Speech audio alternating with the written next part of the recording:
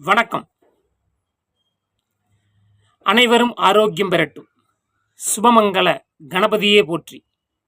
ஆன்மீக கிரகமான கேது பகவான் அரச வீடான சிம்ம ராசியில் அசுர ஆளுமையோடு நிலை பெற்றுள்ளார். இது ஆன்மீக அரசியலுக்கு உகந்த காலமாக பார்க்கப்படுகின்றது. அப்படியெனில் எது ஆன்மீக அரசியல்? தனது ஆன்மாவை தொட்டு அதன் வழி உண்மை நிலை உணர்ந்து அதில் தனக்கென்று பாராத வெளிச்ச பயணமே ஆன்மீக அரசியலாகும். ஆன்மீக அரசியலில் உண்மையும் தர்மமும் பிரதானமாக முன்னிற்கும்.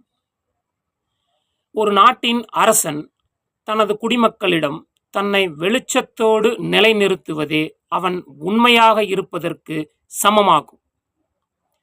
தனது இராஜாங்கத்தில் இருப்பது எதுவும் தன்னுடையதல்ல. இந்த அரியணையும் தனக்கு நிரந்தரமல்ல.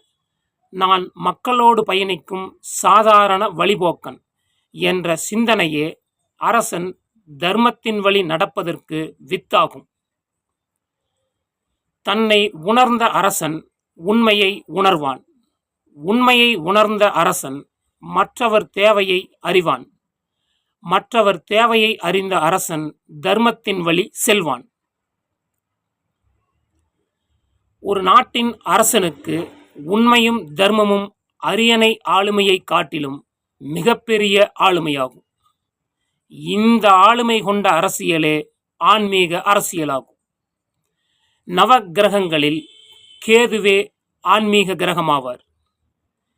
கேதுவின் வலிமையின்றி ஆன்மீக அரசியல் நிறைவேறாது. தற்பொழுது சிம்மத்தில் கேது வலிமையோடு நிற்பதால் ஆன்மீக அரசியலை தவிர வேறு எந்த அரசியலும் எடுபடாது.